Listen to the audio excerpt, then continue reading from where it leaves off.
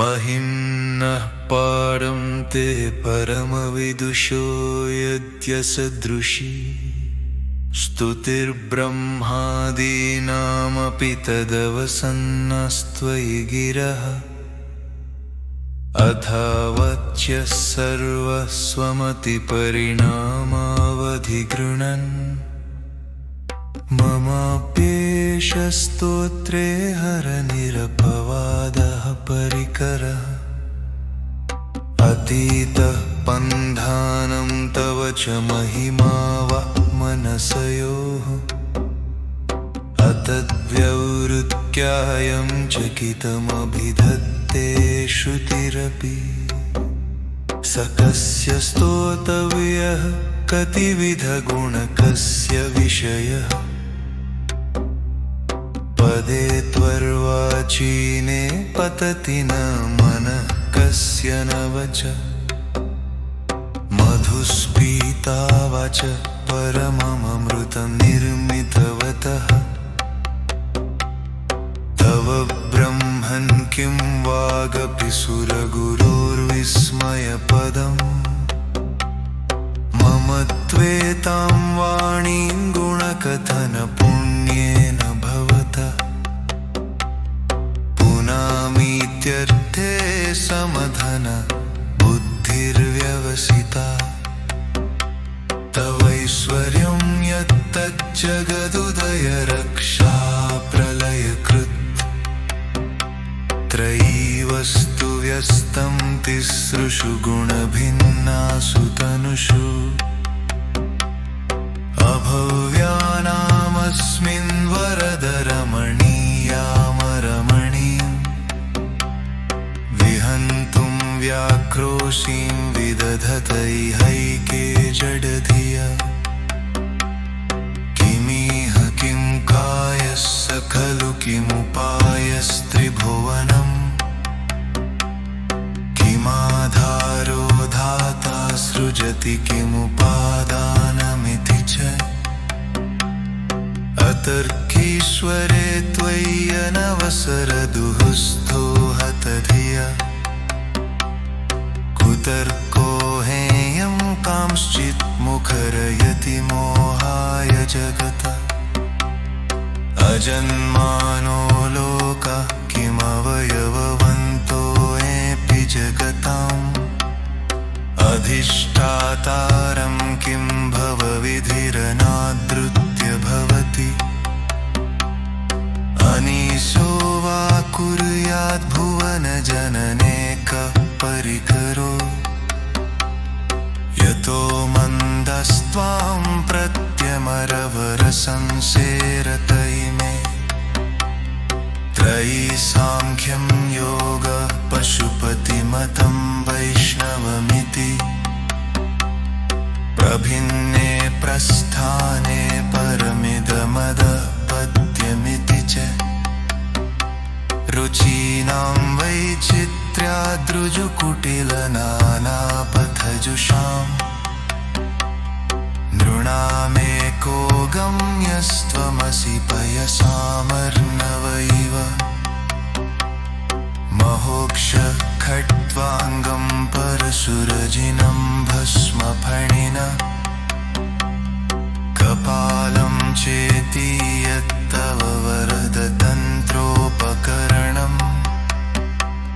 सुरास्तां तां वृद्धिं दधति तु भवद्भूप्रणिहिताम् न हि स्वात्मा रामं विषयमृगतृष्णा भ्रमयति ध्रुवं कश्चित् सर्वं सकलमपरस्त्वद्ध्रुवमिदम् परो द्रव्यात् द्रव्ये जगति गदति व्यस्तविषये समस्ते ह्यप्येतस्मिन् पुरमधनतैर्विस्मितैव स्तुवन् जिह्रेमि त्वां न खलु ननु दृष्टा मुखरता तवैश्वर्यं यत्नात्यदुपरि विरिञ्चिर्हरिरध परिच्छेतुं ज्ञातावनलमनल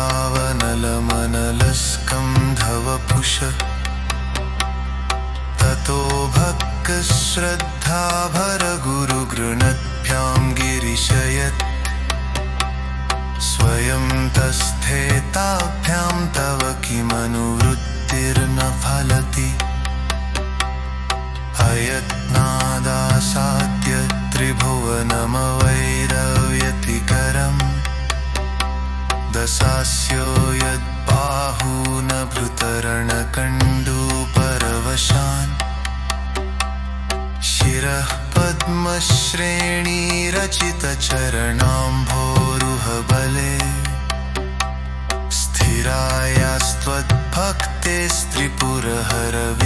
स्थिरायास्त्वद्भक्तेस्त्रिपुरहरविस्फूर्जितमिदम् अमुष्य त्वत्सेवासमधिगतसारं भुजवनम् बलात् कैलासे प्रीत्पदधिवसतौ इत्थमहिति बलोत्थ्यातातालिर्हि त्वलिसि च वितोऽम्बुष्टशिलसि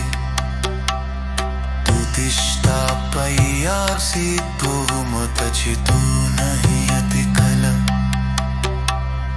मात्रकृञ्शुत्तं नो हलदुतरमुच्चेन तिष्ठति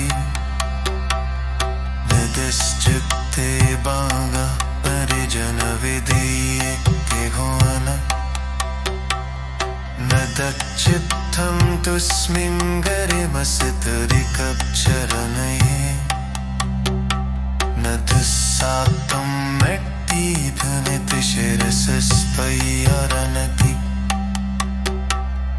मकान्दब्रह्मं गच्छै चकितदिवासुरकृत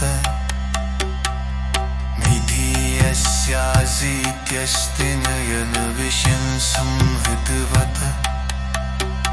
सुबिल्माशाः क्रन्तिभवनकुरति नश्यमः विकारो हेतस्याख्यो भुवनभयकं दासन् निसिक्कातालैव क्वचिगपसरीवासुरनरी विवप्रं तेने कञ्जगति जहिनो यस्य विसख सतस्सन्मे सपामिकरसुरसवधारणमधुरम् स्मरस्मर्प्यं यात्मानहि वसुषुतत्ते परिगये महिम्नः पारं ते परमविदुषो यद्यसदृशी स्तुतिर्ब्रह्मादीनामपि तदवसन्नस्त्वयि गिरः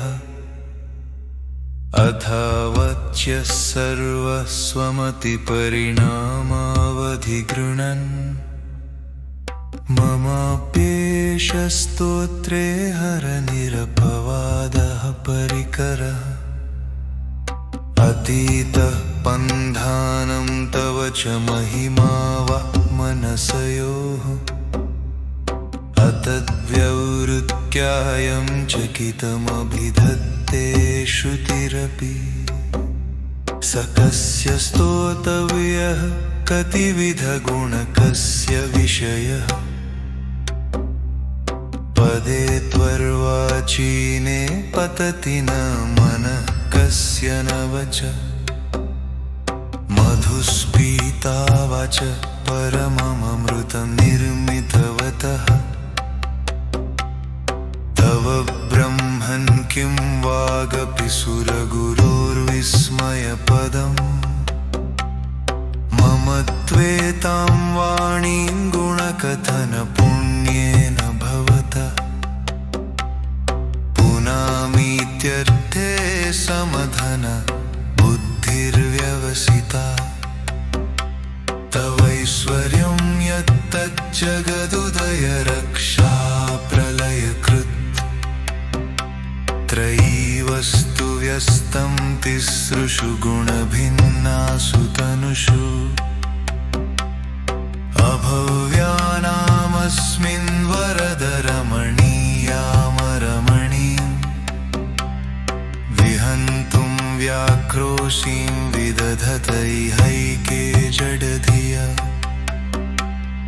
किमिह किं कायस्य खलु किमुपायस्त्रिभुवनम् किमाधारो धाता सृजति किमुपादानमिति च अतर्कीश्वरे त्वय्यनवसरदुःस्थो हतधिया कुतर्को हेयं कांश्चित् मुखरयति मोहाय जगत अजन्मानो लोका किमवयववन्तोऽपि जगताम् अधिष्ठातारं किं भवविधिरनादृत्य भवति अनीशो वा कुर्याद्भुवनजनने कः परिकरो यतो मन्दस्त्वां प्रत्यमरवरसंसेरतैमे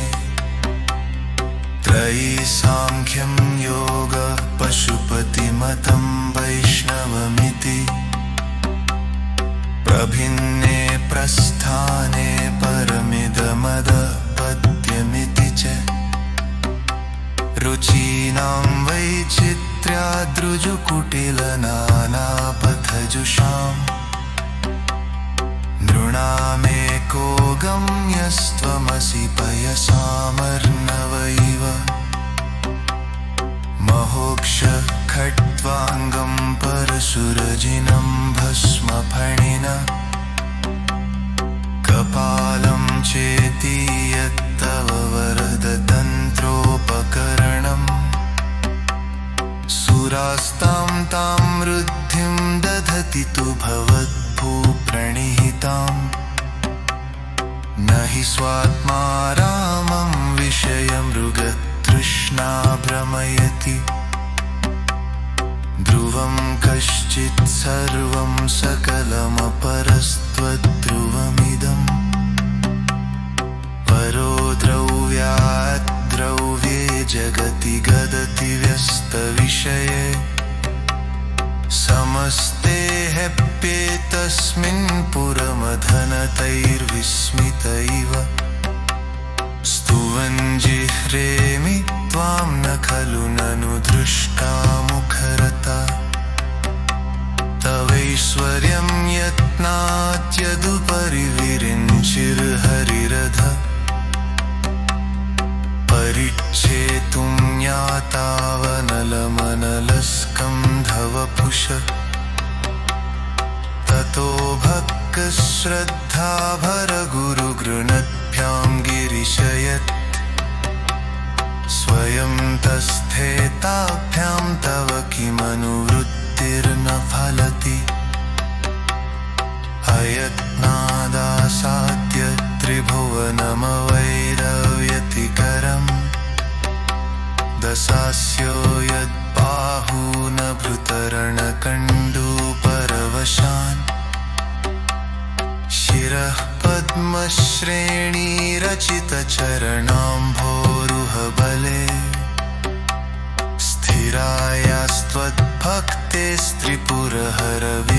स्थिरायास्त्वद्भक्तेस्त्रिपुरहरविस्फूर्जितमिदम् अमुष्य त्वत्सेवासमधिगतसारं भुजवनम्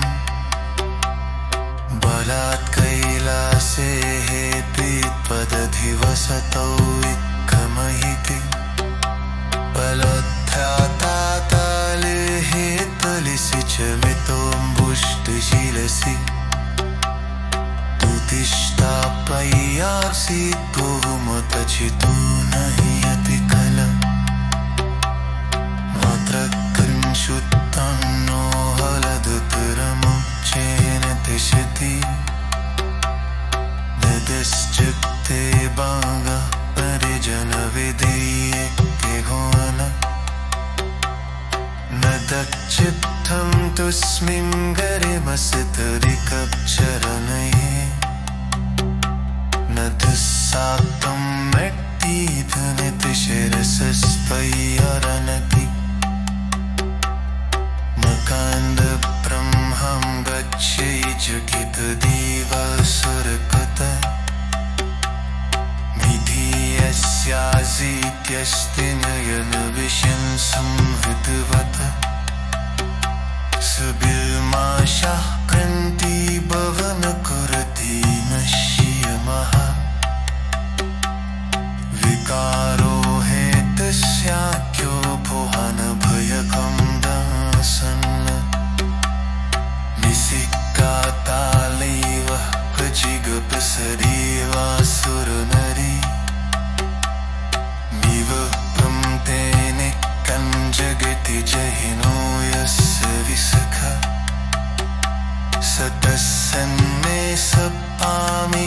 सुरसवधारणमधुरम्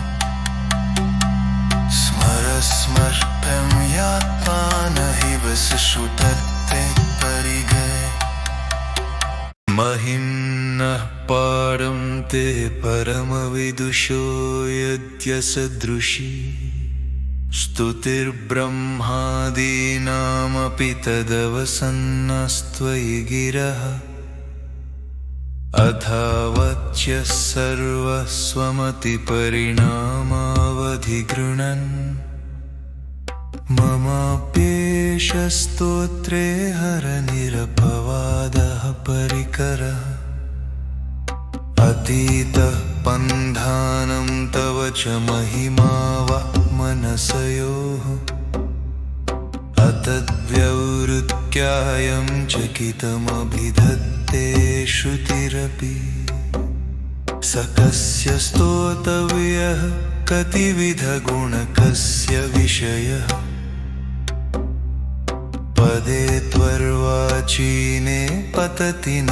मनः कस्य न वच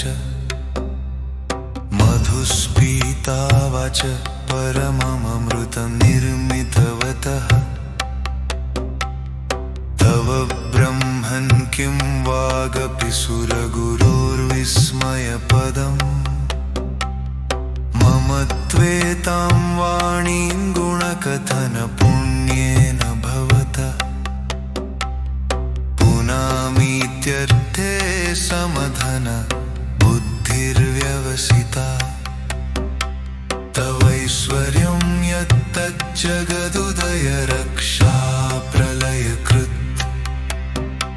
त्रयी वस्तु व्यस्तं तिसृषु गुणभिन्नासु तनुषु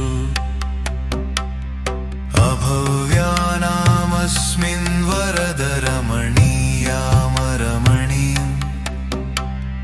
विहन्तुं व्याक्रोशीं विदधतैहैके जडधिया किमिह किं कायस्य खलु किमुपायस्त्रिभुवनम् किमाधारो धाता सृजति किमुपादानमिति च अतर्कीश्वरे त्वय्यनवसरदुःस्थो हतधिया कुतर्को हेयं कांश्चित् मुखरयति मोहाय जगता अजन्मानो लोका किमवयववन्तोऽपि जगताम्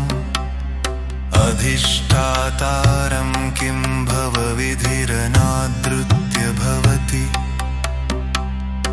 अनीशो वा कुर्याद्भुवनजननेकः परिकरो यतो मन्दस्त्वां प्रत्यमरभरसंसेरतैमे त्रयी सांख्यं योगः पशुपतिमतं वैष्णवमिति प्रभिन्ने प्रस्थाने परमिदमदपद्यमिति च रुचीनां वैचित्र्याद्रुजुकुटिलनानापथजुषाम् नृणामेको गम्यस्त्वमसि पयसामर्णव इव महोक्ष खट्वाङ्गं परशुरजिनं भस्मफणिन कपालं चेति यत्तव वरदतन्त्रोपकरणम् सुरास्तां तां वृद्धिं दधति तु भवद्भूप्रणिहिताम् न हि स्वात्मा रामं विषयमृगतृष्णा भ्रमयति ध्रुवं कश्चित् सर्वं सकलमपरस्त्वद्ध्रुवमिदम् परो द्रव्यात् द्रव्ये जगति गदति व्यस्तविषये समस्ते ह्यप्येतस्मिन् पुरमधनतैर्विस्मित इव स्तुवन् जिह्रेमि त्वां न खलु ननु दृष्टा मुखरता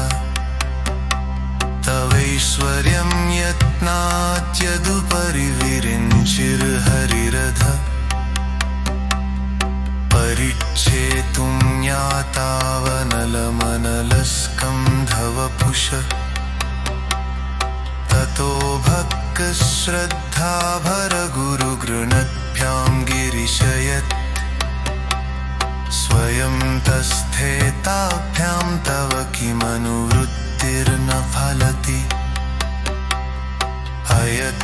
अयत्नादासाद्य त्रिभुवनमवैरव्यतिकरम् दशास्यो यद्बाहूनभृतरणकण्डूपरवशान् शिरः पद्मश्रेणीरचितचरणाम्भोरुहबले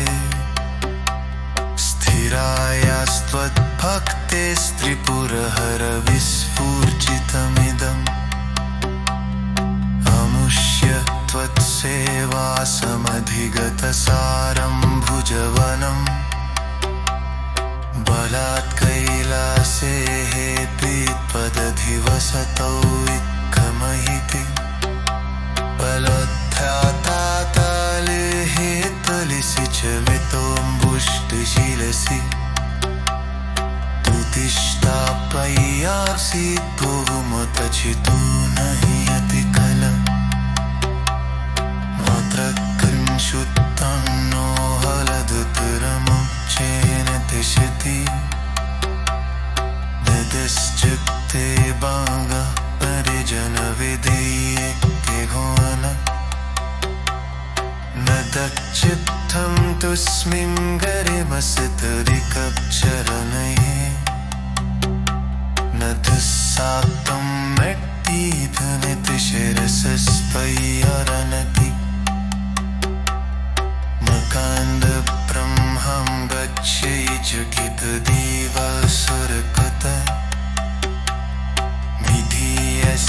विधीयस्यासीत्यस्ति नयनविषं संहृतवत्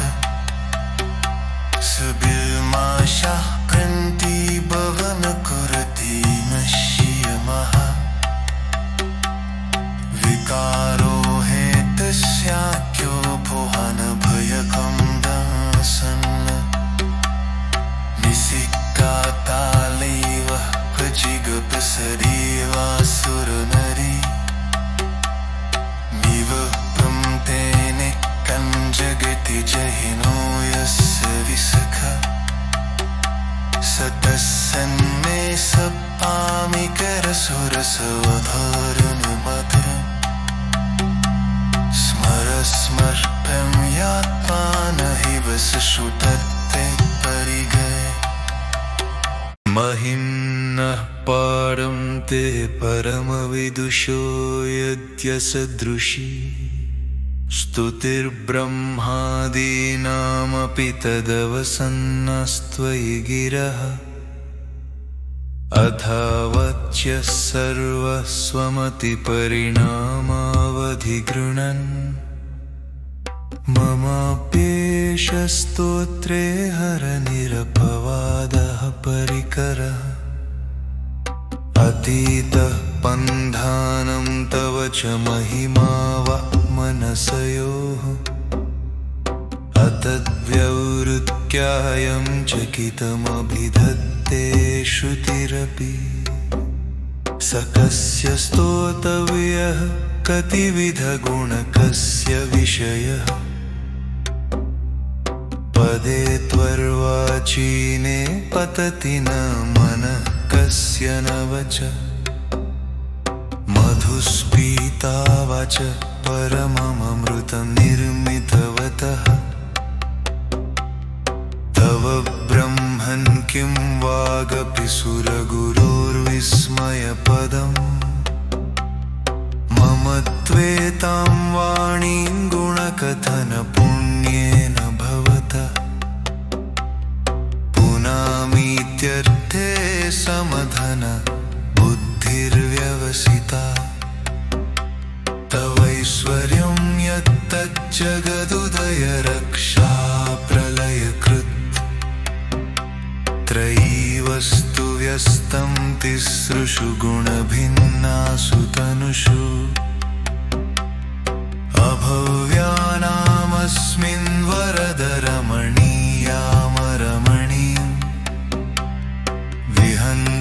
व्याक्रोशीं विदधतैहैके जडधिया किमिह किं कायस्य खलु किमुपायस्त्रिभुवनम् किमाधारो धाता सृजति किमुपादानमिति च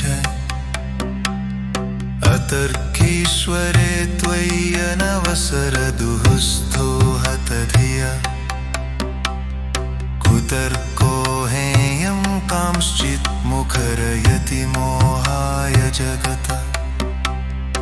अजन्मानो लोका किमवयववन्तोऽपि जगताम् अधिष्ठातारं किं भवविधिरनादृत्य भवति अनीशो वा कुर्याद्भुवनजनने कः परिकरो यतो मन्दस्त्वां प्रत्यमरवरसंसेरत इमे त्रयी सांख्यं योगः पशुपतिमतं वैष्णवमिति प्रभिन्ने प्रस्थाने परमिदमदपद्यमिति च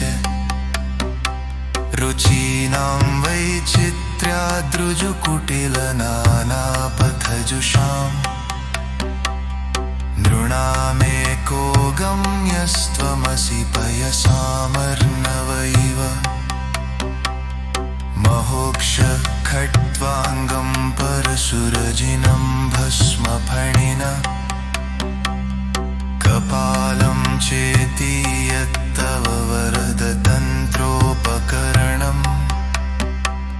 सुरास्तां तां वृद्धिं दधति तु भवद्भूप्रणिहिताम् न हि स्वात्मा रामं विषयमृगतृष्णा भ्रमयति ध्रुवं कश्चित् सर्वं सकलमपरस्त्वद्ध्रुवमिदम्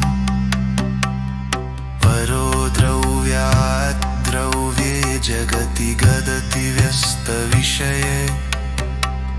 समस्ते ह्यप्येतस्मिन् पुरमधनतैर्विस्मित इव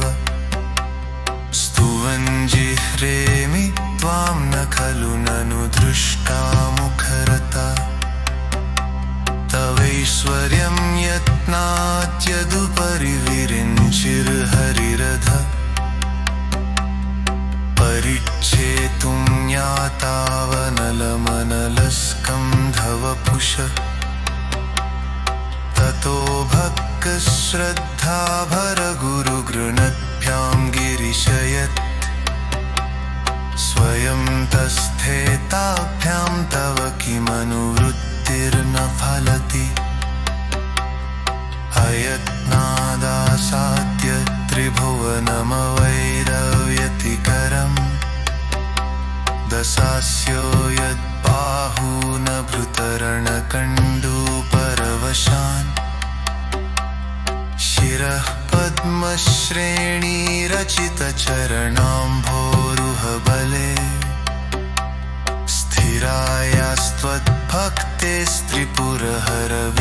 स्थिरायास्त्वद्भक्तेस्त्रिपुरहरविस्फूर्जितमिदम् अमुष्य त्वत्सेवासमधिगतसारं भुजवनम्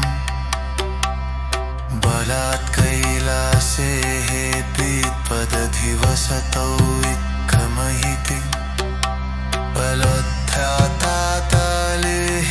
त्वलिसि च वितोऽम्बुष्टशिलसि तुतिष्ठाप्यय्यासि बहुमुतचितो न हि यति कल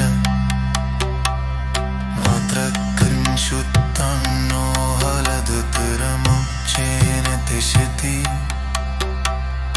विदश्चित्ते बाङ्गः परिजनविधीये घोन न दच्चित्तं तुस्मिं गरिमसितरिकचरणये न दुस्साक्तं मेट्टिधनितिशिरसस्त्वय्यरनति मकान्दब्रह्मं गच्छै जगितदिवस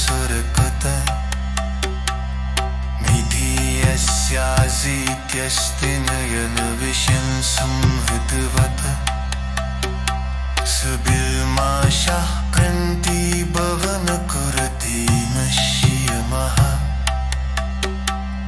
विकारो हेतस्याख्यो भुवन भयकं दासन् निसिक्कातालैव प्रजिगपसरीवासुरनरी विवप्रं तेने कञ्जगति जहिनो यस्य विसख सतस्सन्मे सपामिकरसुरसवधारणमधुरम् स्मरस्मर्प्यं यात्मानहि वसुषुतत्ते परिगये महिम्नः पारं ते परमविदुषो यद्यसदृशी स्तुतिर्ब्रह्मादीनामपि तदवसन्नस्त्वयि गिरः अथावच्यः सर्वस्वमतिपरिणामावधिगृणन् ममाप्येष स्तोत्रे हरनिरपवादः परिकरः अतीतः पन्धानं तव च महिमा वा मनसयोः अतद्व्यवृत्यायं चकितमभिधत्ते श्रुतिरपि स कस्य स्तोतव्यः कतिविधगुणकस्य विषयः पदे त्वर्वाचीने पतति न मनः कस्य न वच मधुस्पीता वाच परममृतं निर्मितवतः तव ब्रह्मन् किं वागपि सुरगुरोर्विस्मयपदम् मम त्वेतां वाणीं गुणकथनपुण्येन भवतः पुनामीत्यर्थे समधन बुद्धिर्व्यवसिता तवैश्वर्यं यत्तज्जगदुदय रक्षा प्रलयकृत् त्रयीवस्तु व्यस्तं तिसृषु गुणभिन्नासु तनुषु अभव्यानामस्मिन् वरदरमणीयामरमणीं विहन्तुं व्याक्रोशीं विदधतैहैके जडधिया किमिह किं कायस्य खलु किमुपायस्त्रिभुवनम्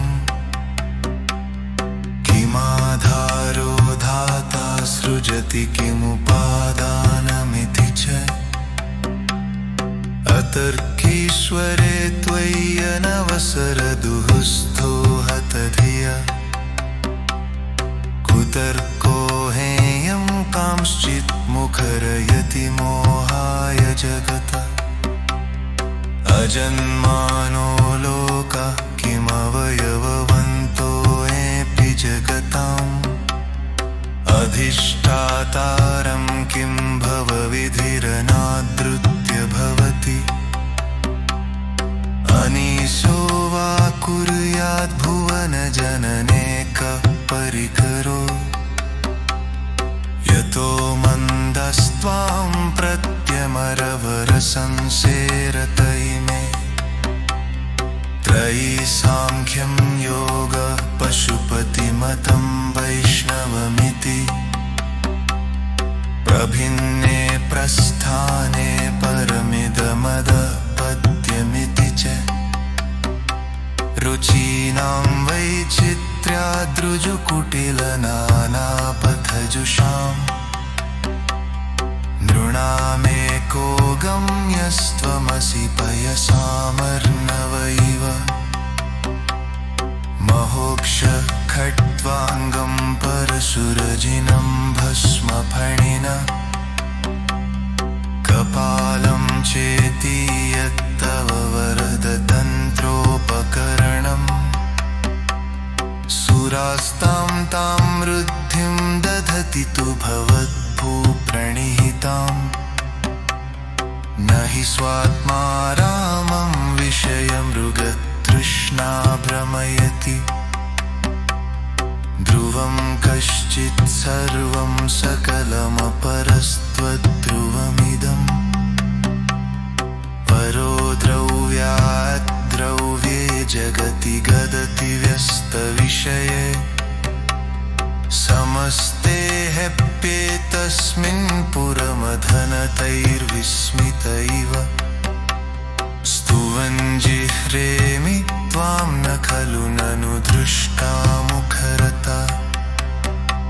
तवैश्वर्यं यत्नात्यदुपरि विरिञ्चिर्हरिरध परिच्छेतुं ज्ञातावनलमनलस्कन्धवपुष ततो भक्तश्रद्धाभरगुरुगृणद्भ्यां गिरिशयत् स्वयं तस्थेताभ्यां तव किमनुवृत्तिर्न फलति अयत्नादासाद्य त्रिभुवनमवैरव्यतिकरम् दशास्यो यद्बाहूनभृतरणकण्डूपरवशान् शिरः पद्मश्रेणीरचितचरणाम्भोरुहबले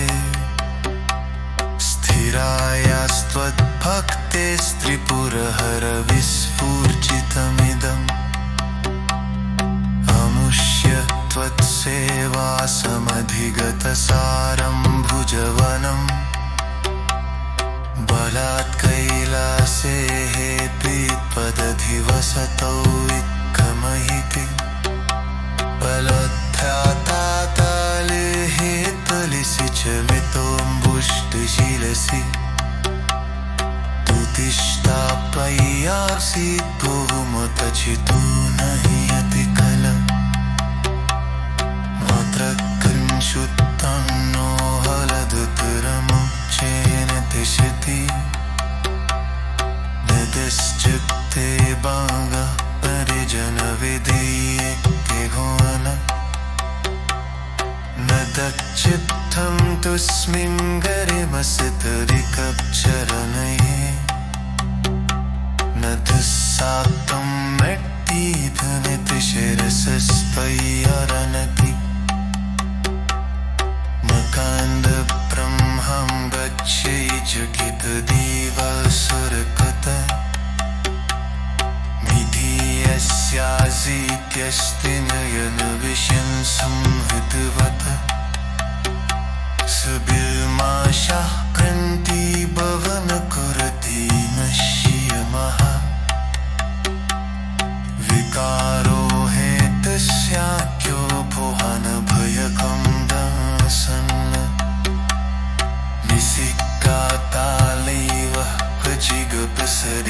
जिगपसरीवासुरनरी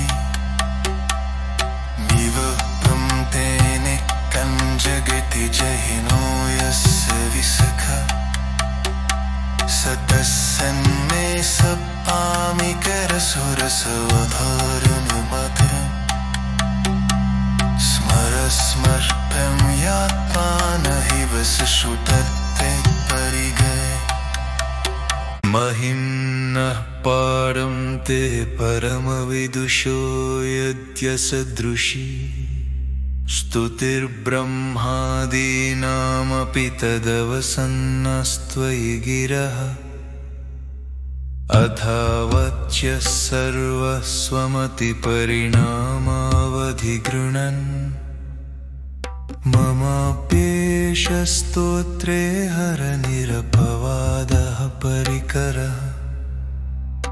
अतीतः पन्धानं तव च महिमा वा मनसयोः अतद्व्यवृत्यायं चकितमभिधत्ते श्रुतिरपि स कस्य स्तोतव्यः कतिविधगुणकस्य विषयः पदे त्वर्वाचीने पतति न मनः कस्य न वच मधुस्पीता वाच परममृतं निर्मितवतः तव ब्रह्मन् किं वागपि सुरगुरोर्विस्मयपदम् मम त्वेतां वाणीं गुणकथनपुण्येन भवतः पुनामीत्यर्थे समधन बुद्धिर्व्यवसिता तवैश्वर्यं यत्तज्जगदुदय रक्षा प्रलयकृत् त्रयी वस्तु व्यस्तं तिसृषु गुणभिन्नासु तनुषु अभव्यानामस्मिन् वरदरमणीयामरमणीं विहन्तुं व्याक्रोशीं विदधतैहैके जडधिया किमिह किं कायस्य खलु किमुपायस्त्रिभुवनम् किमाधारो धाता सृजति किमुपादानमिति च अतर्कीश्वरे त्वय्यनवसरदुःस्थो हतधिया कुतर्को हेयं कांश्चित् मुखरयति मोहाय जगत अजन्मानो लोका किमवयववन्तोऽपि जगताम् अधिष्ठातारं किं भवविधिरनादृत्य भवति अनीशो वा कुर्याद्भुवनजनने कः परिकरो यतो मन्दस्त्वां प्रत्यमरवरसंसेरतैमे त्रयी सांख्यं योगः पशुपतिमतं वैष्णवमिति प्रभिन्ने प्रस्थाने परमिदमदपद्यमिति च रुचीनां वैचित्र्याद्रुजुकुटिलनानापथजुषाम् नृणामेको गम्यस्त्वमसि पयसामर्णव इव महोक्ष खट्वाङ्गं परशुरजिनं भस्मफणिना कपालं चेति यत्तव वरदतन्त्रोपकरणम् सुरास्तां तां वृद्धिं दधति तु भवद्भूप्रणिहिताम् न हि स्वात्मा रामं विषयमृगतृष्णा भ्रमयति ध्रुवं कश्चित् सर्वं सकलमपरस्त्वद्ध्रुवमिदम्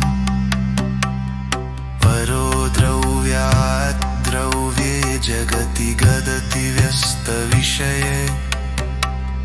समस्ते ह्यप्येतस्मिन् पुरमधनतैर्विस्मित इव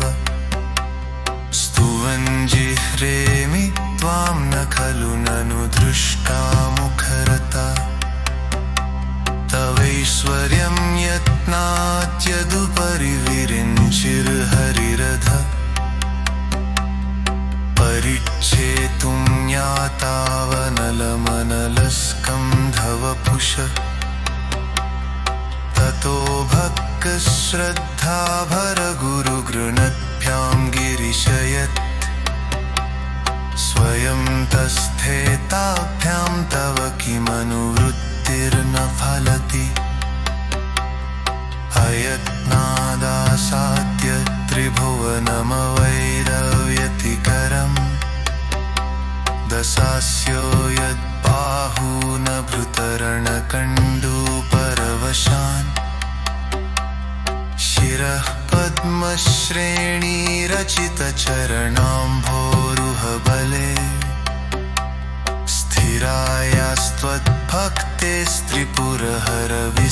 स्थिरायास्त्वद्भक्तेस्त्रिपुरहरविस्फूर्जितमिदम् अमुष्य त्वत्सेवासमधिगतसारं भुजवनम् बलात् कैलासे हे प्रीत्पदधिवसतौ विक्रम महिते पलोत्थ्याताताले हेतलिसि च वितोऽम्बुष्टशिरसि तुतिष्ठापय्यासि बहुमतचितो नहि यति खल मात्रकृञ्शुत्तं नो हलदुतरमुच्चेन तिष्ठति निदिश्चित्ते बागा परिजनविधीये केघोन न दच्चित्तं तुस्मिं गरिमसितरिकक्षरणये न दुस्सात्तं मेट्टीधनितिशिरसस्पय्यरनति मकान्दब्रह्मं गच्छै जकितदिवासुरकृत विधियस्यासीत्यस्ति नयनविषं संहृतवत् सुबिल्माशाः क्रन्तिभवन कुरति नश्यमः विकारो हेतस्याख्यो भुवनभयकं दासन् निसिक्कातालैव जिगपसरीवासुरनरी विवप्रं तेने कञ्जगति जहिनो यस्य विसखा सतस्सन्मे सपामिकरसुरसवधारणमधुरम् स्मरस्मर्प्यं यात्मानहिव सुषुटत्ते परिगये महिम्नः पारं ते परमविदुषो यद्यसदृशी स्तुतिर्ब्रह्मादीनामपि तदवसन्नस्त्वयि गिरः अथावच्य सर्वस्वमतिपरिणामावधिगृणन् ममाप्येष स्तोत्रे हरनिरपवादः परिकरः अतीतः पन्धानं तव च महिमा वा मनसयोः अतद्व्यवृत्यायं चकितमभिधत्ते श्रुतिरपि स कस्य स्तोतव्यः कतिविधगुणकस्य विषयः पदे त्वर्वाचीने पतति न मनः कस्य न वच मधुस्पीता वाच परममृतं निर्मितवतः तव ब्रह्मन् किं वागपि सुरगुरोर्विस्मयपदम् मम त्वेतां वाणीं गुणकथनपुण्येन भवतः पुनामीत्यर्थे समधन बुद्धिर्व्यवसिता तवैश्वर्यं यत्तज्जगदुदय रक्षा प्रलयकृत् त्रयीवस्तु व्यस्तं तिसृषु गुणभिन्नासु तनुषु अभव्यानामस्मिन् वरदरमणीयामरमणीं विहन्तुं व्याक्रोशीं विदधतैहैके जडधिया किमिह किं कायस्य खलु किमुपायस्त्रिभुवनम् किमाधारो धाता सृजति किमुपादानमिति च अतर्कीश्वरे त्वय्यनवसरदुःस्थो हतधिया कुतर्को हेयं कांश्चित् मुखरयति मोहाय जगत अजन्मानो लोका किमवयववन्तोऽपि जगताम् अधिष्ठातारं किं भवविधिरनादृत्य भवति अनीशो वा कुर्याद्भुवनजनने कः परिकरो यतो मन्दस्त्वां रसंसेरतैमे त्रयी सांख्यं योग पशुपतिमतं वैष्णवमिति प्रभिन्ने प्रस्थाने परमिदमदपद्यमिति च रुचीनां वैचित्र्याद्रुजुकुटिलनानापथजुषाम् नृणामेको गम्यस्त्वमसि पयसामर्णव इव महोक्ष खट्वाङ्गं परशुरजिनं भस्मफणिन कपालं चेति यत्तव वरदतन्त्रोपकरणम् सुरास्तां तां वृद्धिं दधति तु भवद्भूप्रणिहिताम्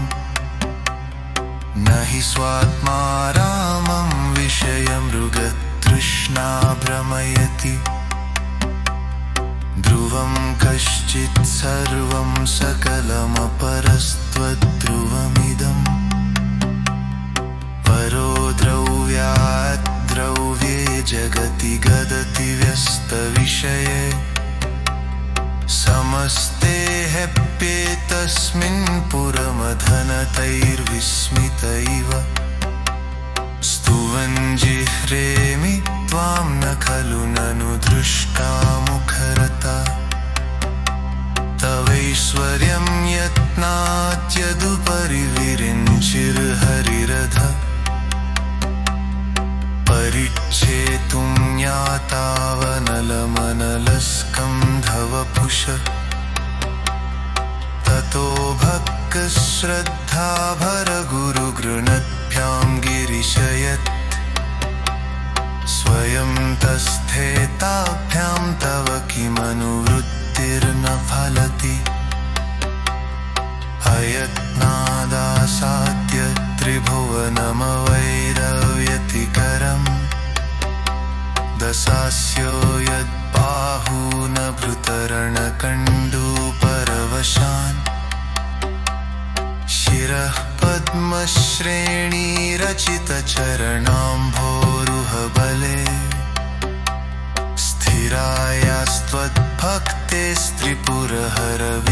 स्थिरायास्त्वद्भक्तेस्त्रिपुरहरविस्फूर्जितमिदम् अमुष्य त्वत्सेवासमधिगतसारं भुजवनम् बलात् कैलासे प्रीत्वदधिवसतौ इत्कमहिति बलोत्थ्याताताले हेत्वलिसि च वितोऽम्बुष्टशिलसि तुतिष्ठाप्यय्यासि बहुमतचितो न हि यतिकल मात्रकृञ्शुत्तं नो हलदुतरमुच्चेन तिष्ठति यदश्चित्ते बागा परिजनविधीये घोन न दच्चित्तं तुस्मिन् गरिमसितरिकक्षरनये न दुस्साक्तं मट्टीधनितशिरसस्त्वय्यरनति मकान्दब्रह्मं गच्छै जुगितदेवासुरकृत विधियस्यासीत्यस्ति नयनविषयं संहृतवत् सुबिल्माशाः क्रन्ति भवनकुरति नश्यमः विकारो हेतस्याख्यो भुवनभयकं दासन् विसिक्कातालैव जिगपसरीवासुरनरी विवप्रं तेने कञ्जगति जहिनो यस्य विसख सतस्सन्मे सपामिकरसुरसवधारणमधुरम् स्मरस्मर्प्यं यात्मा न हि वसुषुतत्ते परिगये महिम्नः पारं ते परमविदुषो यद्यसदृशी स्तुतिर्ब्रह्मादीनामपि तदवसन्नस्त्वयि गिरः अथावच्यः सर्वस्वमतिपरिणामावधिगृणन् ममाप्येष स्तोत्रे हरनिरपवादः परिकरः अतीतः पन्धानं तव च महिमा वा मनसयोः अतद्व्यवृत्यायं चकितमभिधत्ते श्रुतिरपि स कस्य स्तोतव्यः कतिविधगुणकस्य विषयः पदे त्वर्वाचीने पतति न मनः कस्य न वच मधुस्पीता वाच परममृतं निर्मितवतः तव ब्रह्मन् किं वागपि सुरगुरोर्विस्मयपदम् मम त्वेतां वाणीं गुणकथनपुण्येन भवतः पुनामीत्यर्थे समधन बुद्धिर्व्यवसिता तवैश्वर्यं यत्तज्जगदुदय रक्षा प्रलयकृत् त्रयीवस्तु व्यस्तं तिसृषु गुणभिन्नासु तनुषु अभव्यानामस्मिन् वरदरमणीयामरमणीं विहन्तुं व्याक्रोशीं विदधतैहैके जडधिया किमिह किं कायस्य खलु किमुपायस्त्रिभुवनम् किमाधारो धाता सृजति किमुपादानमिति च अतर्कीश्वरे त्वय्यनवसरदुःस्थो हतधिया कुतर्को हेयं कांश्चित् मुखरयति मोहाय जगता अजन्मानो लोकः किमवयववन्तोऽपि जगताम् अधिष्ठातारं किं भवविधिरनादृत्य भवति अनीशो वा कुर्याद्भुवनजनने कः परिकरो यतो मन्दस्त्वां प्रत्यमरवरसंसेरतैमे त्रयी सांख्यं योगः पशुपतिमतं वैष्णवमिति प्रभिन्ने प्रस्थाने परमिदमदपद्यमिति च रुचीनां वैचित्र्याद्रुजुकुटिलनानापथजुषाम् नृणामेको गम्यस्त्वमसि पयसामर्णवैव महोक्ष खट्वाङ्गं परशुरजिनं भस्मफणिन कपालं चेति यत्तव वरदतन्त्रोपकरणम् सुरास्तां तां वृद्धिं दधति तु भवद्भूप्रणिहिताम् न हि स्वात्मा रामं विषयमृगतृष्णा भ्रमयति ध्रुवं कश्चित् सर्वं सकलमपरस्त्वद्ध्रुवमिदम् परो द्रव्यात् द्रव्ये जगति गदति व्यस्तविषये समस्ते ह्यप्येतस्मिन् पुरमधनतैर्विस्मितैव स्तुवन् जिह्रेमि त्वां न खलु ननु दृष्टा मुखरता तवैश्वर्यं यत्नात्यदुपरि विरिञ्चिर्हरिरध परिच्छेतुं ज्ञातावनलमनलस्कन्धवपुष ततो भक्क श्रद्धा भर गुरुगृणभ्यां गिरिशयत् स्वयं तस्थेताभ्यां तव किमनुवृत्तिर्न फलति अयत्नादासाद्य त्रिभुवनमवैरव्यतिकरम्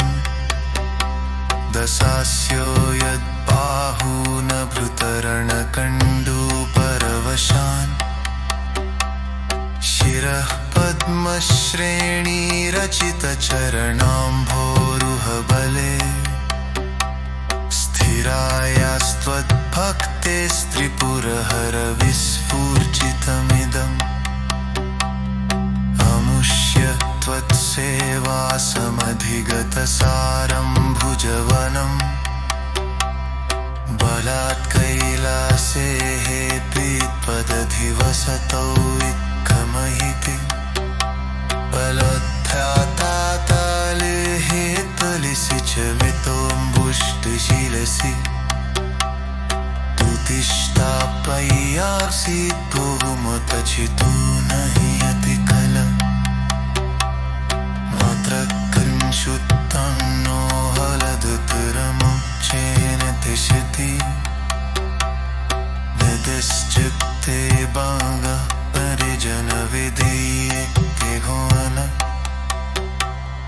न दच्चित्तं तुस्मिं गरिमसितरिकचरणये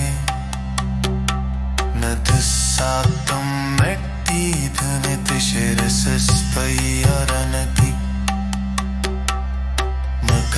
मकान्दब्रह्मं गच्छै चकितदिवासुरकृत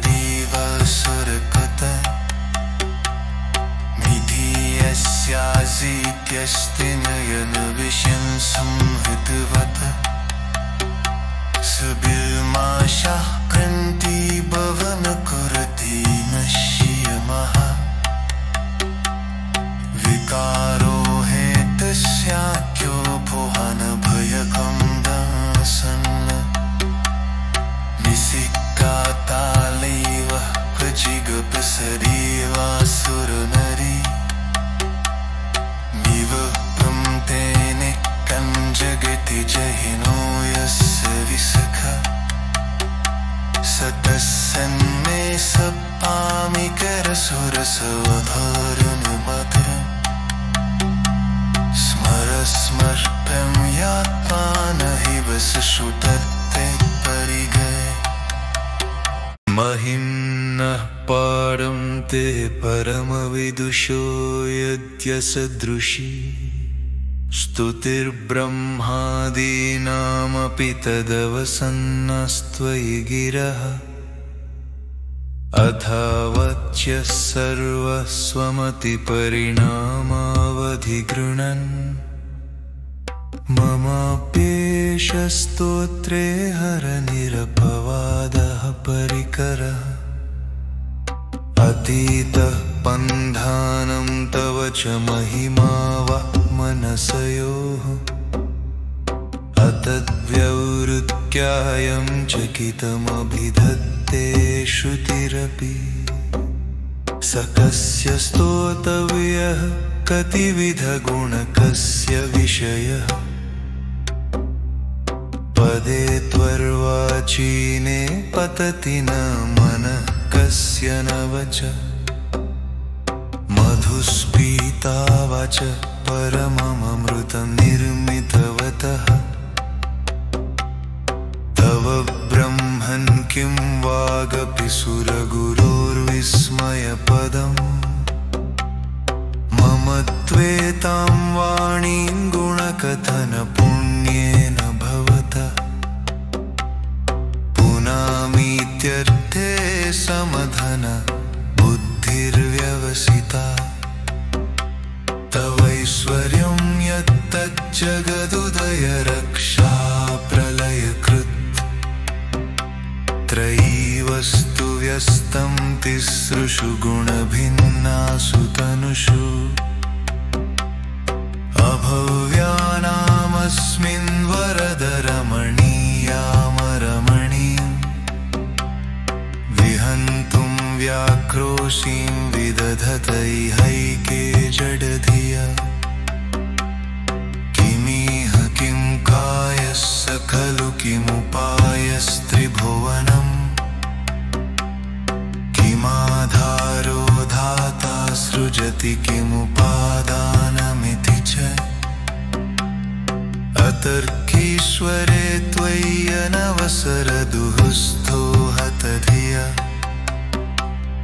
कुतर्को हेयं कांश्चित् मुखरयति मोहाय जगत अजन्मानो लोका किमवयववन्तोऽपि जगताम्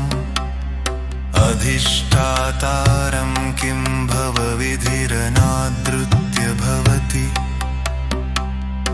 अनीशो वा कुर्याद् भुवनजनने कः परिकरो यतो मन्दस्त्वां प्रत्यमरवरसंसेरत इमे त्रयी सांख्यं योगः पशुपतिमतं वैष्णवमिति प्रभिन्ने प्रस्थाने परमिदमदपत्यमिति च रुचीनां वैचित्र्याद्रुजुकुटिलनानापथजुषाम् नृणामेको गम्यस्त्वमसि पयसामर्णव इव महोक्षः खट्वाङ्गं परशुरजिनं भस्मफणिना कपालं चेति यत्तव वरदतन्त्रोपकरणम् सुरास्तां तां वृद्धिं दधति तु भवद्भूप्रणिहिताम् न हि स्वात्मा रामं विषयमृगतृष्णा भ्रमयति ध्रुवं कश्चित् सर्वं सकलमपरस्त्वद्ध्रुवमिदम् परो द्रव्यात् द्रव्ये जगति गदति व्यस्तविषये समस्ते ह्यप्येतस्मिन् पुरमधनतैर्विस्मित इव स्तुवन् जिह्रेमि त्वां न खलु ननु दृष्टा मुखरता तवैश्वर्यं यत्नात्यदुपरि विरिञ्चिर्हरिरध परिच्छेतुं ज्ञातावनलमनलस्कन्धवपुष ततो भक्तश्रद्धाभरगुरुगृणद्भ्यां गिरिशयत् स्वयं तस्थेताभ्यां तव किमनुवृत्तिर्न फलति अयत्नादासाद्य त्रिभुवनमवैरव्यतिकरम् दशास्यो यद्बाहूनभृतरणकण्डूपरवशान् शिरः पद्मश्रेणीरचितचरणाम्भोरुहबले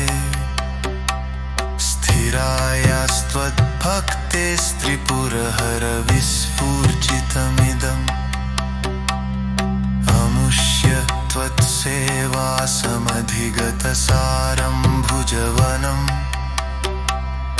बलात् कैलासेः त्वदधिवसतौ इत्थमहिति बलोत्थ्यातातालेः तलिसि च मितोऽम्बुष्टशिरसि तुतिष्ठाप्यय्यासि बहुमतचितो न हि यतिकल मात्रकृञ्शुत्तं नो हलदुतरमुच्चेन तिष्ठति ददश्चित्ते बागा परिजनविधीये घोन न दक्षिप्तं तुस्मिन् गरिमसितरिकक्षरणये न दुस्साक्तं मट्टीधनितिशिरसस्त्वय्यरनति मकान्दब्रह्मं गच्छै जगितदेवासुरकृत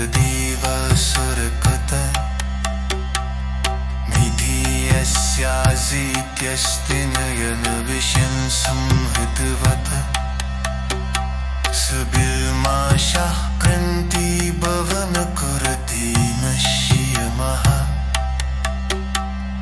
विकारो हेतस्याख्यो भुवन भयकं दासन्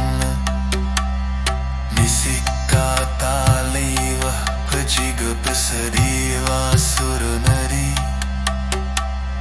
निवप्तं तेने कञ्जगति जहिनो यस्य विसखा सतस्सन्मे सपामिकरसुरसवधारणमधुरम् स्मरस्मर्प्यं यात्मानहिव सुषुतत्ते परिगये महिम्नः पारं ते परमविदुषो यद्यसदृशी स्तुतिर्ब्रह्मादीनामपि तदवसन्नस्त्वयि गिरः अथावच्य सर्वस्वमतिपरिणामावधिगृणन् ममाप्येष स्तोत्रे हरनिरपवादः परिकरः अतीतः पन्धानं तव च महिमा वा मनसयोः अतद्व्यवृत्यायं चकितमभिधत्ते श्रुतिरपि स कस्य स्तोतव्यः कतिविधगुणकस्य विषयः पदे त्वर्वाचीने पतति न मनः कस्य न वच मधुस्पीता वाच परममृतं निर्मितवतः तव ब्रह्मन् किं वागपि सुरगुरोर्विस्मयपदम् मम त्वेतां वाणीं गुणकथनपुण्येन भवतः पुनामीत्यर्थे समधन बुद्धिर्व्यवसिता तवैश्वर्यं यत्तज्जगदुदय रक्षा प्रलयकृत् त्रयी वस्तु व्यस्तं तिसृषु गुणभिन्नासु तनुषु अभव्यानामस्मिन् वरदरमणीयामरमणीं विहन्तुं व्याक्रोशीं विदधतैहैके जडधिया किमिह किं कायस्य खलु किमुपायस्त्रिभुवनम् किमाधारो धाता सृजति किमुपादानमिति च अतर्कीश्वरे त्वय्यनवसरदुःस्थो हतधिया कुतर्को हेयं कांश्चित् मुखरयति मोहाय जगत अजन्मानो लोका किमवयववन्तोऽपि जगताम् अधिष्ठातारं किं भवविधिरनादृत्य भवति अनीशो वा कुर्याद्भुवनजनने कः परिकरो यतो मन्दस्त्वां प्रत्यमरवरसंसेरतैमे त्रयी सांख्यं योगः पशुपतिमतं वैष्णवमिति प्रभिन्ने प्रस्थाने परमिदमदपद्यमिति च रुचीनां वैचित्र्यादृजुकुटिलनानापथजुषाम् नृणामेको गम्यस्त्वमसि पयसामर्णवैव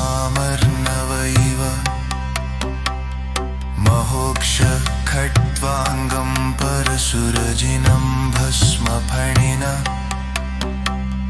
कपालं चेति यत्तव वरदतन्त्रोपकरणम्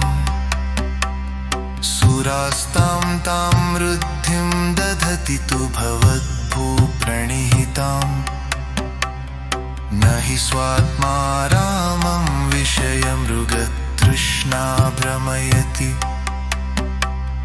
ध्रुवं कश्चित् सर्वं सकलमपरस्त्वद्ध्रुवमिदम् परो द्रव्यात् द्रव्ये जगति गदति व्यस्तविषये समस्ते ह्यप्येतस्मिन् पुरमधनतैर्विस्मित इव स्तुवन् जिह्रेमि त्वां न खलु ननु दृष्टा मुखरता तवैश्वर्यं यत्नात्यदुपरि विरिञ्चिर्हरिरथ परिच्छेतुं ज्ञातावनलमनलस्कन्धवपुष ततो भक्तश्रद्धाभरगुरुगृणद्भ्यां गिरिशयत् स्वयं तस्थेताभ्यां तव किमनुवृत्तिर्न फलति अयत्नादासाद्य त्रिभुवनमवैरव्यतिकरम् दशास्यो यद्बाहूनभृतरणकण्डूपरवशान् शिरः पद्मश्रेणीरचितचरणाम्भोरुहबले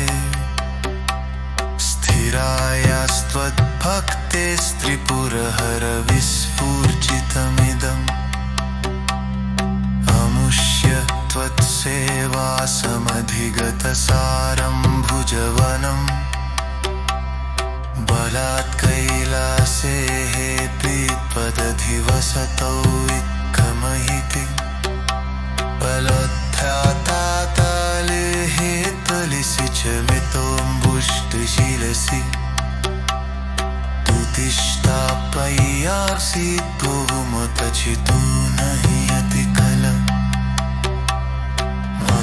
मात्रकंशुत्तं नो हलदुतरमुच्चेन तिष्ठति ददश्चित्ते बागा परिजनविधीये घोन न दक्षिप्तं तुस्मिन् गरिमसितरिकप्चरणये न दुस्साक्तं मट्टीधनितिशिरसस्त्वय्यरनति मकान्दब्रह्मं गच्छै जगितदेवासुरकृत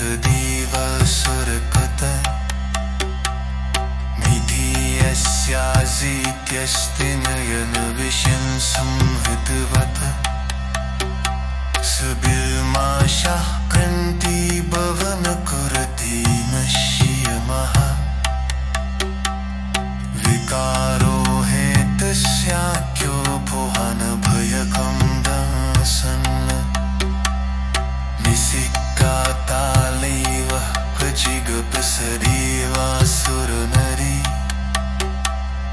विवक्तं तेने कञ्जगति जहिनो यस्य विसख सतस्सन्मे सपामिकरसुरसवधारणमधुरम् स्मरस्मर्प्यं यात्मा न हि वसुषुतत्ते परिगये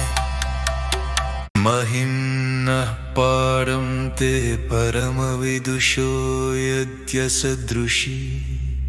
स्तुतिर्ब्रह्मादीनामपि तदवसन्नस्त्वयि गिरः अथावच्य सर्वस्वमतिपरिणामावधिगृणन् ममाप्येष स्तोत्रे हरनिरपवादः परिकरः अतीतः पन्धानं तव च महिमा वा मनसयोः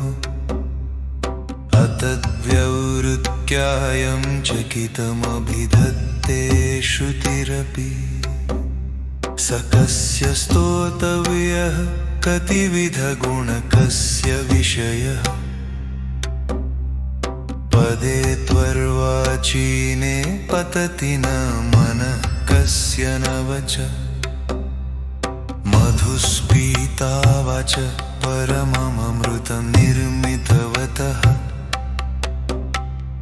तव ब्रह्मन् किं वागपि सुरगुरोर्विस्मयपदम् मम त्वेतां वाणीं गुणकथनपुण्येन भवतः पुनामीत्यर्थे समधन बुद्धिर्व्यवसिता तवैश्वर्यं यत्तज्जगदुदय रक्षा प्रलयकृत् त्रयीवस्तु व्यस्तं तिसृषु गुणभिन्नासु तनुषु अभव्यानामस्मिन् वरदरमणीयामरमणीं विहन्तुं व्याक्रोशीं विदधतैहैके जडधिया किमिह किं कायस्य खलु किमुपायस्त्रिभुवनम् किमाधारो धाता सृजति किमुपादानमिति च अतर्कीश्वरे त्वय्यनवसरदुःस्थो हतधिया कुतर्को हेयं कांश्चित् मुखरयति मोहाय जगत अजन्मानो लोका किमवयववन्तोऽपि जगताम् अधिष्ठातारं किं भवविधिरनादृत्य भवति अनीशो वा कुर्याद्भुवनजनने कः परिकरो यतो मन्दस्त्वां प्रत्यमरवरसंसेरतैमे त्रयी सांख्यं योगः पशुपतिमतं वैष्णवमिति प्रभिन्ने प्रस्थाने परमिदमदपत्यमिति च रुचीनां वैचित्र्याद्रुजुकुटिलनानापथजुषाम् नृणामेको गम्यस्त्वमसि पयसामर्णवैव महोक्ष खट्वाङ्गं परशुरजिनं भस्मफणिना कपालं चेति यत्तव वरदतन्त्रोपकरणम् सुरास्तां तां वृद्धिं दधति तु भवद्भूप्रणिहिताम् न हि स्वात्मा रामं विषयमृगतृष्णा भ्रमयति ध्रुवं कश्चित् सर्वं सकलमपरस्त्वद्ध्रुवमिदम् परो द्रव्यात् द्रव्ये जगति गदति व्यस्तविषये समस्ते ह्यप्येतस्मिन् पुरमधनतैर्विस्मितैव स्तुवन् जिह्रेमि त्वां न खलु ननु दृष्टा मुखरता तवैश्वर्यं यत्नात्यदुपरि विरिञ्चिर्हरिरध परिच्छेतुं ज्ञातावनलमनलस्कन्धवपुष ततो भक्तश्रद्धाभरगुरुगृणद्भ्यां गिरिशयत् स्वयं तस्थेताभ्यां तव किमनुवृत्तिर्न फलति अयत्नादासाद्य त्रिभुवनमवैरव्यतिकरम् दशास्यो यद्बाहूनभृतरणकण्डूपरवशान् शिरः पद्मश्रेणीरचितचरणाम्भोरुहबले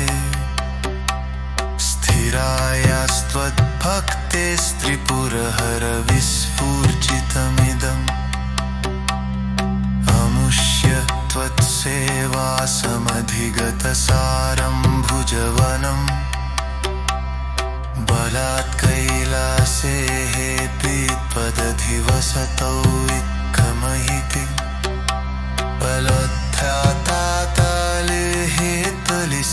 मितोऽम्बुष्टशिरसि तुतिष्ठापय्यासि तुहुमतचितो नहि यति कल मात्रकृंशुत्तं नो हलदुतरमुच्चेन तिष्ठति ददश्चित्ते बागा परिजनविधीये केघोन न दच्चित्तं तुस्मिं गरिमसितरिकप्चरणये न दुस्सात्तं मट्टीधनितिशिरसस्पय्यरनति मकान्दब्रह्मं गच्छै जकितदेवासुरकृत मिधियस्यासीत्यस्ति नयनविषं संहृतवत् सुबिल्माशाः क्रन्तिभवन कुरुति नश्यमः विकारो हेतस्याख्यो भुवनभयकं दासन् निसिक्कातालैव प्रजिगपसरीवासुरनरी विवप्रं तेने कञ्जगति जहिनो यस्य विसखा स तस्सन्मे सपामिकरसुरसवधारुणमधुरम् स्मरस्मर्प्यं यात्मानहिव सुषुतत्ते परिगये महिम्नः पारं ते परमविदुषो यद्यसदृशी स्तुतिर्ब्रह्मादीनामपि तदवसन्नस्त्वयि गिरः अथावच्य सर्वस्वमतिपरिणामावधिगृणन् ममाप्येष स्तोत्रे हरनिरपवादः परिकरः अतीतः पन्धानं तव च महिमा वा मनसयोः अतद्व्यवृत्यायं चकितमभिधत्ते श्रुतिरपि स कस्य स्तोतव्यः कतिविधगुणकस्य विषयः पदे त्वर्वाचीने पतति न मनः कस्य न वच मधुस्फीता वाच परममृतं निर्मितवतः तव ब्रह्मन् किं वागपि सुरगुरोर्विस्मयपदम् मम त्वेतां वाणीं गुणकथनपुण्येन भवतः पुनामीत्यर्थे समधन बुद्धिर्व्यवसिता तवैश्वर्यं यत्तज्जगदुदय रक्षा प्रलयकृत् त्रयी वस्तु व्यस्तं तिसृषु गुणभिन्नासु तनुषु अभव्यानामस्मिन् वरदरमणीयामरमणीं विहन्तुं व्याक्रोशीं विदधतैहैके जडधिया किमिह किं कायस्य खलु किमुपायस्त्रिभुवनम् किमाधारो धाता सृजति किमुपादानमिति च अतर्कीश्वरे त्वय्यनवसरदुःस्थो हतधिया कुतर्को हेयं कांश्चित् मुखरयति मोहाय जगत अजन्मानो लोका किमवयववन्तोऽपि जगताम् अधिष्ठातारं किं भवविधिरनादृत्य भवति अनीशो वा कुर्याद्भुवनजनने कः परिकरो यतो मन्दस्त्वां प्रत्यमरवरसंसेरत इमे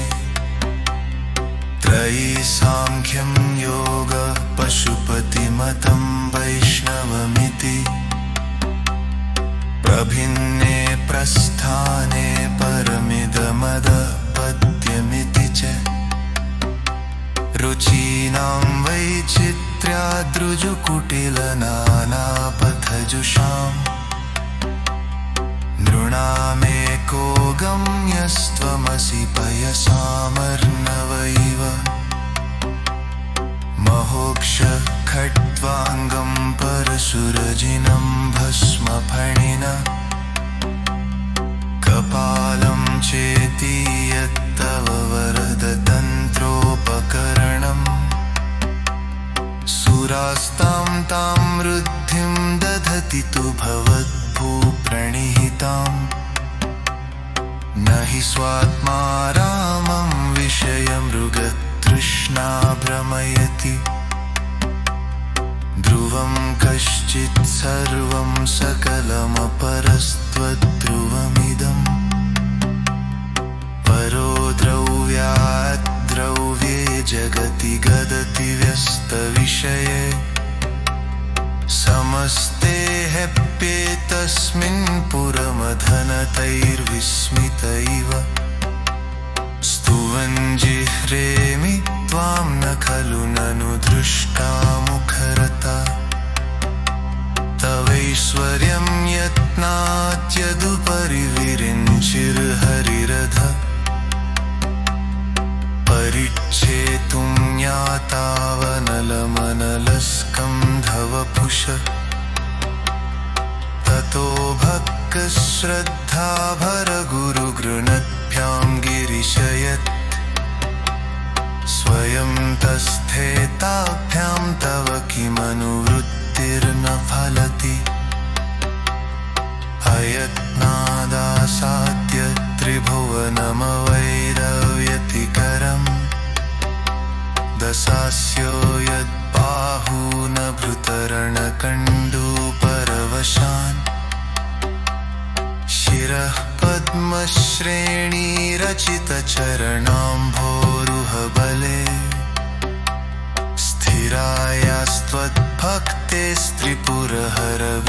स्थिरायास्त्वद्भक्तेस्त्रिपुरहरविस्फूर्जितमिदम् अमुष्य त्वत्सेवासमधिगतसारं भुजवनम् बलात् कैलासे प्रीत्पदधिवसतौ इत्थमहिति बलोत्थ्यातातालिहितलिसि च वितोऽम्बुष्टशिलसि तुतिष्ठाप्यय्यासि बहुमतचितो न हीयति खल मात्रकञ्चुत्तं नो हलदुतरमुच्चेन तिष्ठति हृदश्चित्ते बाङ्गः परिजनविधीयेत्यघोन न तच्चित्तं तुस्मिन् गरिमसितरिकक्षरणये न दुस्साक्तं मेट्टीधनितिशिरसस्त्वय्यरनति मकान्दब्रह्मं गच्छेज्जुकितदेवासुरकृत विधीयस्यासीत्यस्ति नयनविषं संहृतवत सुबिल्माशाः प्रन्तिभवनकुरति नश्यमः विकारो हेतस्याख्यो भुवनभयकं दासन् निसिक्कातालैव जिगपसरीवासुरनरी विवप्रं तेने कञ्जगति जहिनो यस्य विसख सतस्सन्मे सपामिकरसुरसवधारणमधुरम् स्मरस्मर्प्यं यात्मानहिव सुषुटत्ते परिगये महिम्नः पारं ते परमविदुषो यद्यसदृशी स्तुतिर्ब्रह्मादीनामपि तदवसन्नस्त्वयि गिरः अथावच्य सर्वस्वमतिपरिणामा त्वधिगृणन् ममाप्येष स्तोत्रे हरनिरपवादः परिकरः अतीतः पन्धानं तव च महिमा वा मनसयोः अतद्व्यवृत्यायं चकितमभिधत्ते श्रुतिरपि स कस्य स्तोतव्यः कतिविधगुणकस्य विषयः पदे त्वर्वाचीने पतति न मनः कस्य न वच मधुस्पीता वाच परममृतं निर्मितवतः तव ब्रह्मन् किं वागपि सुरगुरोर्विस्मयपदम् मम त्वेतां वाणीं गुणकथनपुण्येन भवतः पुनामीत्यर्थे समधन बुद्धिर्व्यवसिता तवैश्वर्यं यत्तज्जगदुदय रक्षा प्रलयकृत्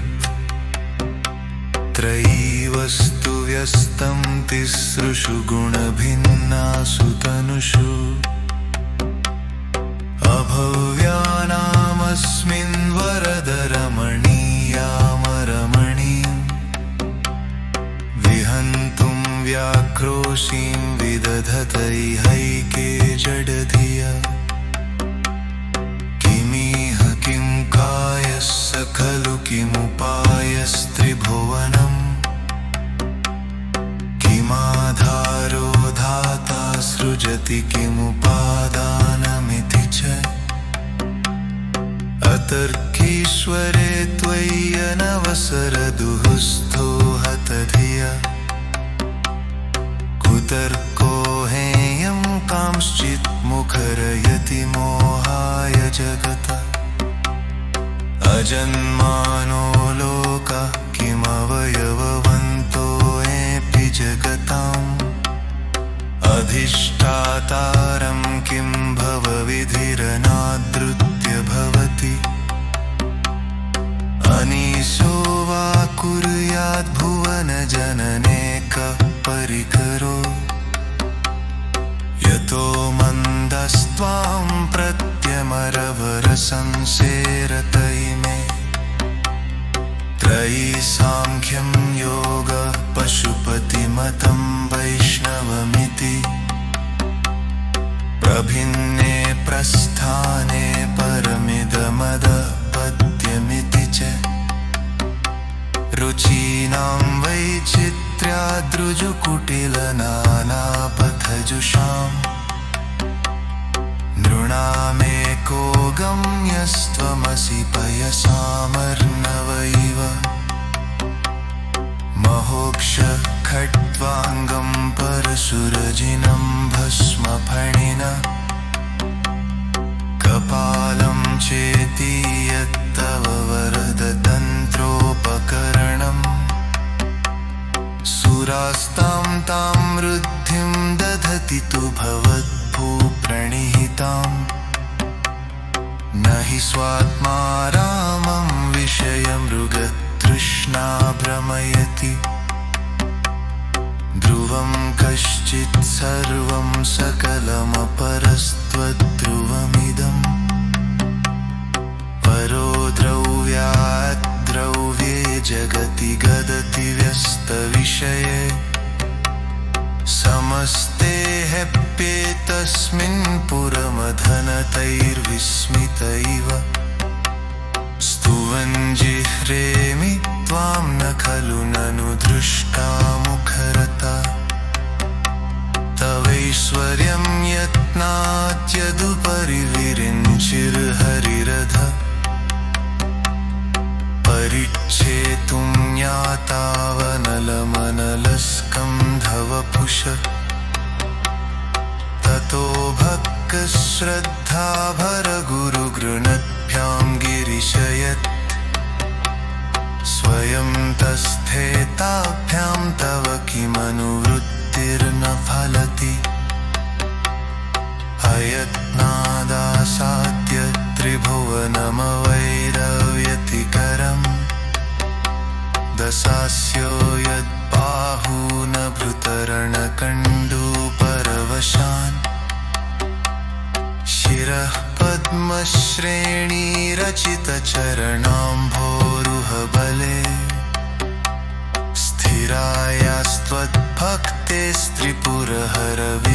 स्थिरायास्त्वद्भक्तेस्त्रिपुरहरविस्फूर्जितमिदम् अमुष्य त्वत्सेवासमधिगतसारं भुजवनम् बलात् कैलासे प्रीत्पदधिवसतौ इत्थमहिते बलोत्थ्याताताले हेत्तलिसि च वितोऽम्बुष्टशिलसि तुतिष्ठाप्यय्यासि बहुमतचितो नहि यतिकलम् मात्रकंशुत्तं नो हलदुतरमुच्चेन तिष्ठति निदिश्चित्ते बाङ्गः परिजनविधीये घोन न दक्षिप्तं तुस्मिं गरिमसितरिकक्षरणये न दुस्साक्तं मेट्टीधनितिशिरसस्त्वय्यरनति मकान्दब्रह्मं गच्छै जगितदेवासुरकृत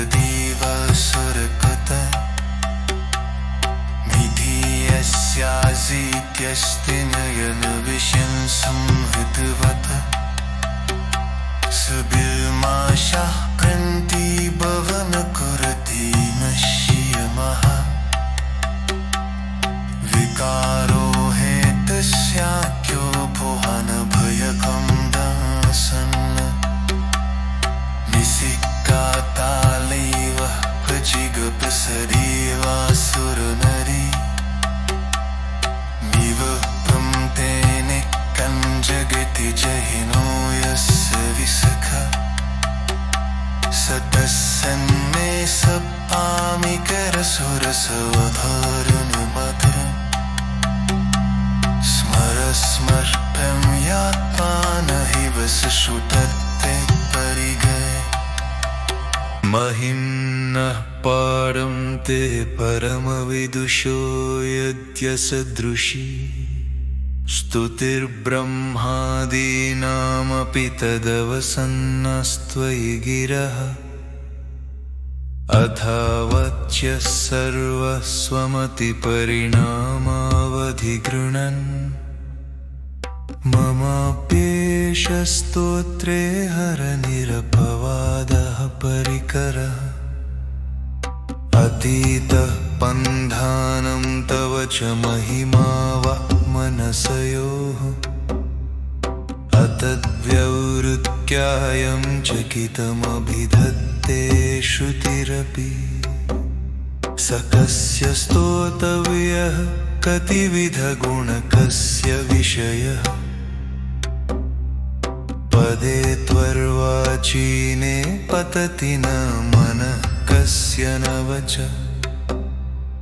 मधुस्पीता वाच परममृतं निर्मितवतः तव ब्रह्मन् किं वागपि सुरगुरोर्विस्मयपदम् मम त्वेतां वाणीं गुणकथनपुण्येन भवतः पुनामीत्यर्थे समधन बुद्धिर्व्यवसिता तवैश्वर्यं यत्तज्जगदुदय रक्षा प्रलयकृत् त्रयीवस्तु व्यस्तं तिसृषु गुणभिन्नासु तनुषु अभव्यानामस्मिन् वरदरमणीयामरमणीं विहन्तुं व्याक्रोशीं विदधतैहैके जडधिया किमिह किं कायस्य खलु किमुपायस्त्रिभुवनम् किमाधारो धाता सृजति किमुपादानमिति च अतर्कीश्वरे त्वय्यनवसरदुःस्थो हतधिया कुतर्को हेयं कांश्चित् मुखरयति मोहाय जगत अजन्मानो लोका किमवयववन्तोऽपि जगताम् अधिष्ठातारं किं भवविधिरनादृत्य भवति अनीशो वा कुर्याद् भुवनजनने कः परिकरो यतो मन्दस्त्वां प्रत्यमरवरसंसेरत इमे त्रयी सांख्यं योगः पशुपतिमतं वैष्णवमिति प्रभिन्ने प्रस्थाने परमिदमदपत्यमिति च रुचीनां वैचित्र्याद्रुजुकुटिलनानापथजुषाम् नृणामेको गम्यस्त्वमसि पयसामर्णव इव महोक्ष खट्वाङ्गं परशुरजिनं भस्मफणिना कपालं चेति यत्तव वरदतन्त्रोपकरणम् सुरास्तां तां वृद्धिं दधति तु भवद्भूप्रणिहिताम् न हि स्वात्मा रामं विषयमृगतृष्णा भ्रमयति ध्रुवं कश्चित् सर्वं सकलमपरस्त्वद्ध्रुवमिदम् परो द्रव्यात् द्रव्ये जगति गदति व्यस्तविषये समस्ते ह्यप्येतस्मिन् पुरमधनतैर्विस्मित इव स्तुवन् जिह्रेमि त्वां न खलु ननु दृष्टा मुखरता तवैश्वर्यं यत्नात्यदुपरि विरिञ्चिर्हरिरथ परिच्छेतुं ज्ञातावनलमनलस्कन्धवपुष ततो भक्तश्रद्धाभरगुरुगृणद्भ्यां गिरिशयत् स्वयं तस्थेताभ्यां तव किमनुवृत्तिर्न फलति अयत्नादासाद्य त्रिभुवनमवैरव्यतिकरम् दशास्यो यद्बाहूनभृतरणकण्डूपरवशान् शिरः पद्मश्रेणीरचितचरणाम्भोरुहबले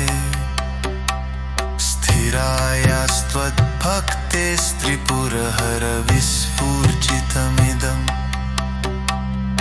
अमुष्य त्वत्सेवासमधिगतसारं भुजवनम् बलात् कैलासेः पीत्पदधिवसतौ इत्थमहिति बलोत्थ्यातातालिः तलिसि च मितोऽम्बुष्टशिलसि उत्तिष्ठाप्यय्यासि त्वमुतचितो न हि यतिकल मात्रकञ्चुत्तं नो हलदुतरमुच्चेन तिष्ठति यदश्चित्ते बागा परिजनविधीयेत्यघोन न दक्षिप्तं तुस्मिन् गरिमसितरिकक्षरनये न दुस्साक्तं मट्टीधनिति शिरसस्त्वय्यरनति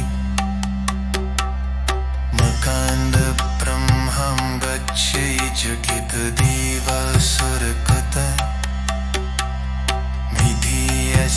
विधीयस्यासीत्यस्ति नयनविषं संहृतवत सुबिल्माशाः क्रन्तिभवन कुरति नश्यमः विकारो हेतस्याख्यो भुवन भय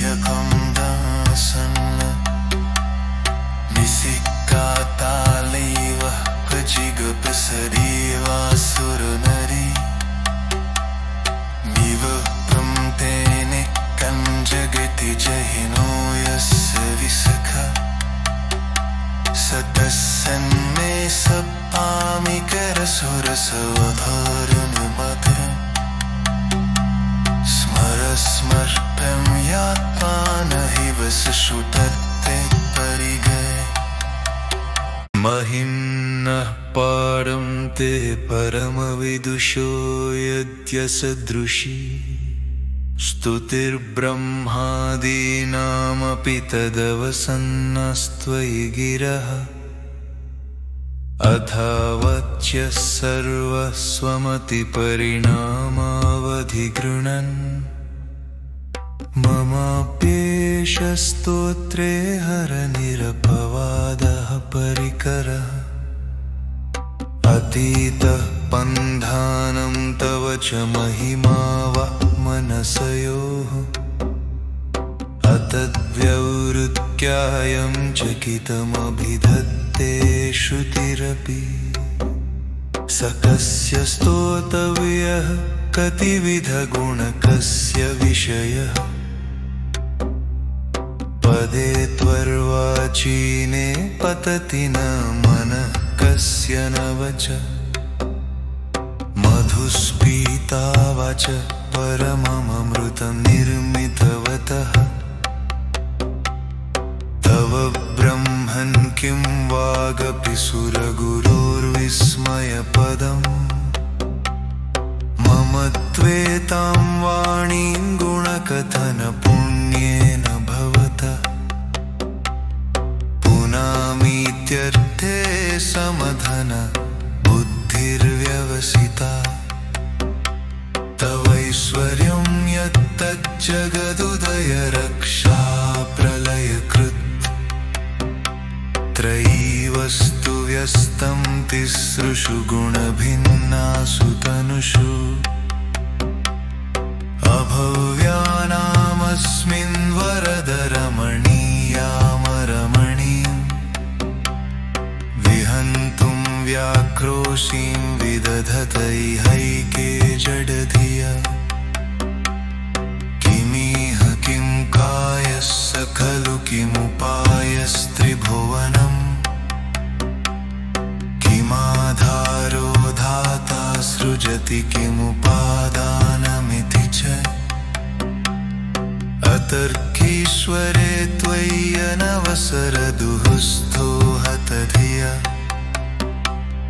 कुतर्को हेयं कांश्चित् मुखरयति मोहाय जगत अजन्मानो लोका किमवयववन्तोऽपि जगताम्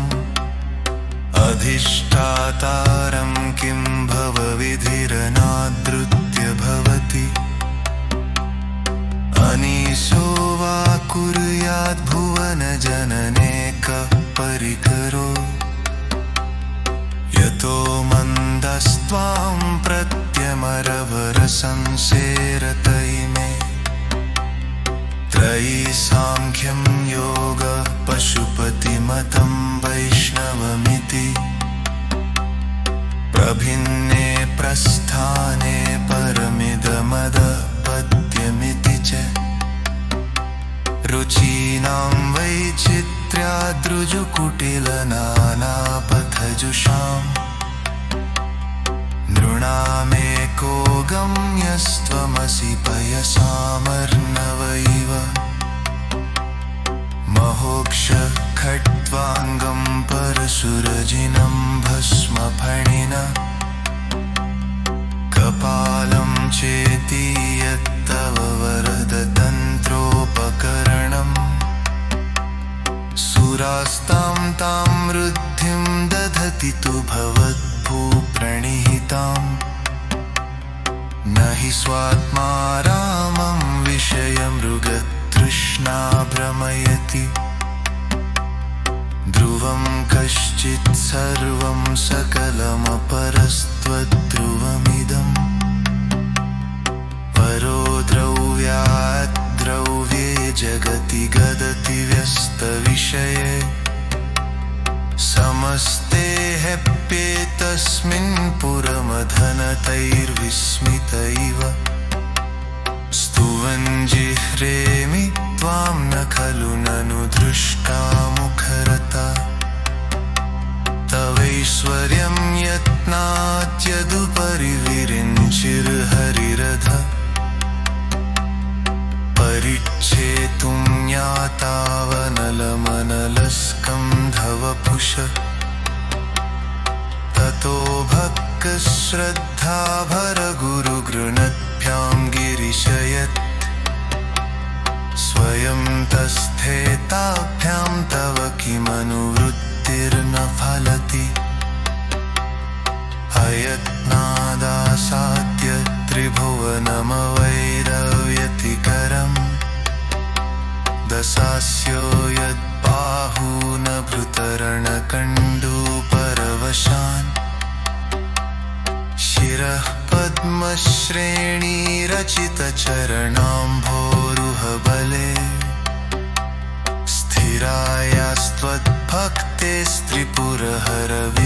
स्थिरायास्त्वद्भक्तेस्त्रिपुरहरविस्फूर्जितमिदम् अमुष्य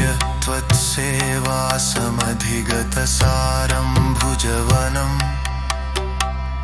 बलात् कैलासेः पीत्पदधिवसतौ इत्थमहिति बलध्यातातालेः तलिसि च मितोऽम्बुष्टशिलसि तुतिष्ठाप्यय्यासि बहुमतचितो न हि यतिकलम् मात्रकृञ्शुत्तं नो हलदुतरमुच्चेन तिष्ठति नदश्चित्ते बागा परिजनविधीये घोन नदच्चित्तं तुस्मिन् गरिमसितरिकप्चरणये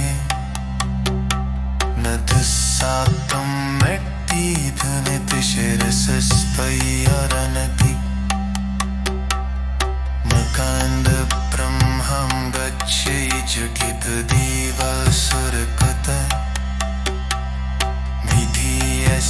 विधियस्यासीत्यस्ति नयनविषं संहृतवत सुबिल्माशाः क्रन्तिभवनकुरति नश्यमः विकारो हेतस्याख्यो भुवनभयकं दासन् निसिक्कातालैव क्वचिगपसरीवासुरनरी विवक्त्रं तेने कञ्जगति जहिनो यस्य विसखा स तस्सन्मे सपामिकरसुरसवधारुणमधुरम् स्मर स्मर्प्यं यात्मा न हि वसुषुतत्